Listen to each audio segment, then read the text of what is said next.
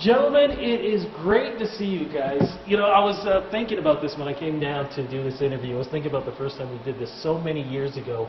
And to think about that all this time, I mean, you guys have sold over, what, 25 million albums worldwide. You guys have gone around the world, 30 countries, selling out everywhere you guys go. Did you ever think the success would be the way it is, especially because in the beginning, you guys didn't even know each other? I mean, it was Simon Cowell that helped bring you guys together.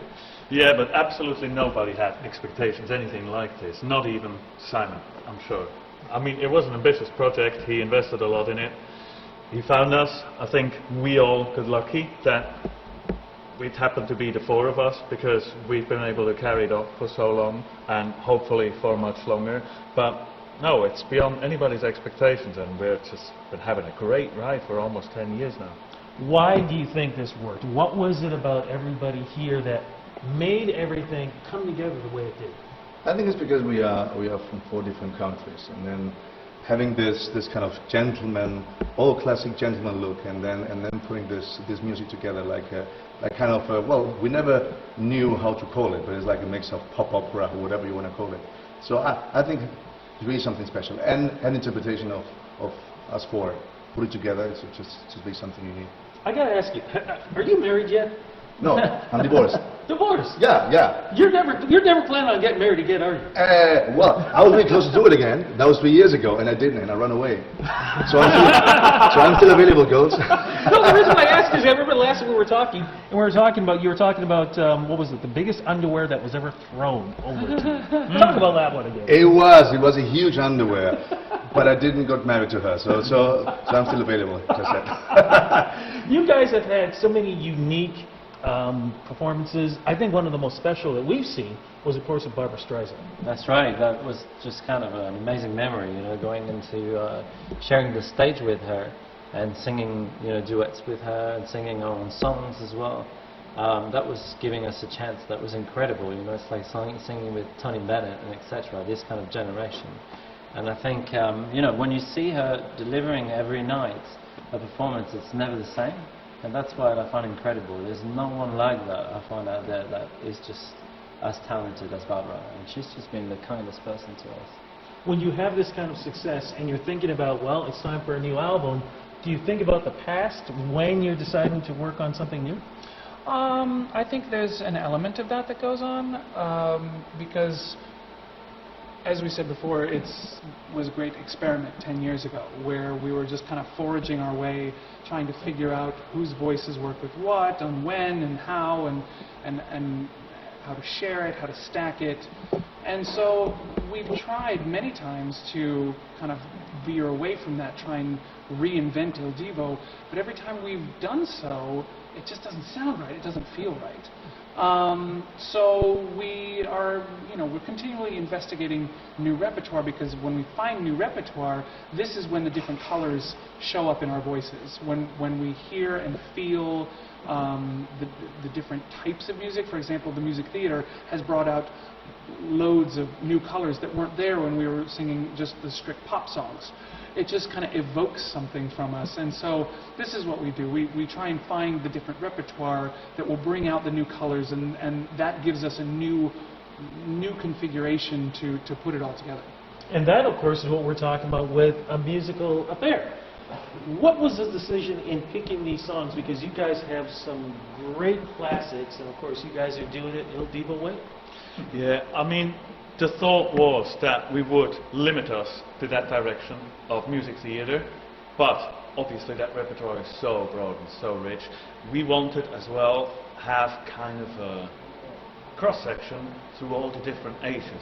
So we have stuff that goes all the way back to the 40s and 50s, but also much more recent songs like Who Wants to Live Forever, that plays on the West End in We Will Rock You, and The Lion King and all these things. And I must say, I personally, I've discovered so much beautiful music which I had no clue it was even existing. I knew the more recent stuff like all the Andrew Lloyd Webber stuff, for example, being a European, but I did not know any of the music of stuff like South Pacific or Carousel, and that's so beautiful, and I enjoy myself so much singing it, especially on stage, so it's definitely worth for everybody to check it out. So what was it like then figuring out the Il Divo style with these songs? Because you guys do have a certain style, and each individual has their own certain style. So picking who would sing lead for what, how was that? I mean, that must have been a crazy experiment. It was difficult, yeah, because obviously in the musical you cannot just take a harmony and just do it like we usually did with the pop songs. So we did a kind of a sharing that we were trying each of us parts, and then we just did it. Well, the good thing, we just know each other so well that we have worked for 10 years now together. So we just go to the studio and we really figure out really easily how to do it, at least how to share it. And then the harmonies, this time it just took a little more time. Now, was I correct when I heard some new voices? Were there collaborations, other people are singing on this album also? That's right. You have some amazing singers with us, and we've been very lucky again. We have Heather Headley that is singing "Can You Feel the Love Tonight?" Kristen Chenoweth with "All I Ask of You," beautiful song. Michael Bull is on the record as well, singing "Love." Changes everything. Changes everything. I'm losing it, isn't it? Love changes everything. A fantastic song. Barbara Streisand. You know that that's a live performance that we've done. 4 years ago, something, and then it was really important for us to have it on our record. So she was very pleased of her. So we have her on the record, and I think I'm living the best for last, right? Nicole saying. Yeah, she's so sexy. Carlos said it was a really tough time for him. You know? So tough to record with her. Was it tough for her? You? I mean, did something happen here that we don't know anything about, my friend? It was tough to not fall in love with her because she's so beautiful, this girl. And she sings amazingly. I mean, it's unbelievable how she sings and how she fits so well in the musical theater. Yeah. And when we did Near Memory with her, and she was amazing. I mean, really, really good. I must say, I only can say beautiful things to her. Wow. And Carlos is really hard to get, so you will never say. I'm very hard to what? Get. Thank you. Well, look, with beautiful music like this, there has to be a tour, and that is going to be happening? The tour will be happening next year, 2014, and it's going to be a world tour, and all of the dates, you can find them on ildivo.com. And yeah, we're announcing them territory by territory. At this point, I know we've announced some of them.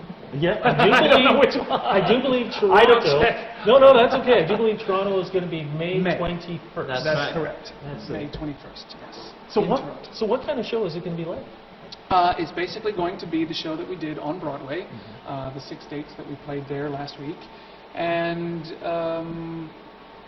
yeah, it's with a bit of tweaking and a bit of we have to figure out how to take that show, which was very entrenched into that theater, into a touring environment where it's going to fit into this arena, that theater, this and that. But for the most part, it's going to be the same. Wow. There'll probably performers as well, you know, hopefully. A nice lady coming with us to sing some songs that would be good. Oh my goodness. You know. So surprises are going to be Yeah. Really good surprises. I mean, the musical theater singers, and really big ones. Well, we cannot wait for this. Look, as we wrap this up, what can you say to your fans who have followed you after all these years, who have enjoyed your music, and just cannot wait to hear this new album? What would you like to say there? Well, I'd like to say thank you to everybody, here in Canada especially, because Canada has been embracing us from the very beginning on so strongly. We've always felt great welcome, we felt very much at home, and loved and liked here in Canada. Thank you very much, everybody. Check out our new album and our new tour next year. We've got a lot of beautiful, beautiful new music for you, and I hope you continue to like us. We love you. Gentlemen, thank you so much. Thank you very much. Pleasure.